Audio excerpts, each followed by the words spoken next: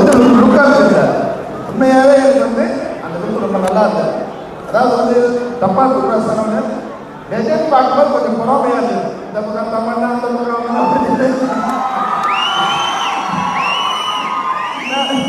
என்னப்பா பணம் தான் இதெல்லாம் பண்ணலாமா.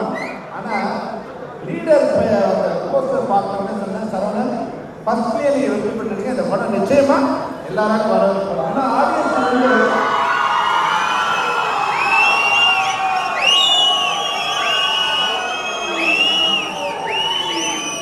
படம் எப்படி ஓடுதுன்னு வந்து எங்களால் கண்டுபிடிக்க முடியாது.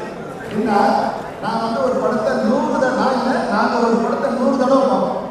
டவுன் மாஸ்டர் வந்து அந்த படம் ரிலீஸ் பண்ணுறதுக்கு 100 தடவை பார்ப்போம். அது எப்படி தப்பு எல்லாம் கண்டுபிடிக்க முடியாது.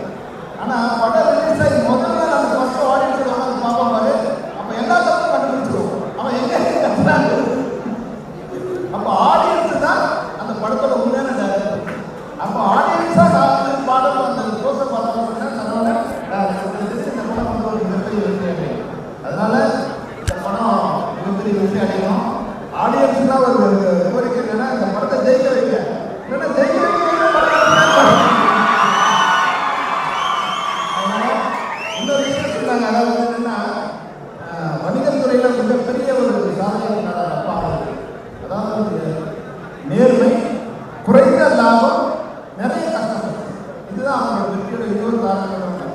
அப்புறம் இப்போ செய்தி படித்தேன், அதாவது சினிமாத்துறையில் வந்து நிறைய சின்ன படங்கள் எடுக்கப்படாது. உண்மையாகவே வந்து சரவணன் எங்கள் சினிமாவுக்கு வந்து நிறைய தயாரிப்பு பண்ணி வந்துருக்காங்க. உங்களை மாதிரி உங்கள் அப்பா எப்படி வந்து வணிகத்துறையில் ஒரு சாதனை பண்ணாரோ அது மாதிரி நீங்கள் கலைத்துறையில் ஒரு பெரிய சாதனை பண்ணி இவங்களும் வந்து நீங்கள் 50 100 படம் வந்து இந்த எழுதி இந்த கலைத்துறையை வாழ வைக்கணும். நிச்சயமாக உங்களுக்கு எனக்கு நன்றியை தெரிவிச்சுக்கிறேன். Thank you, sir. Thank you so much.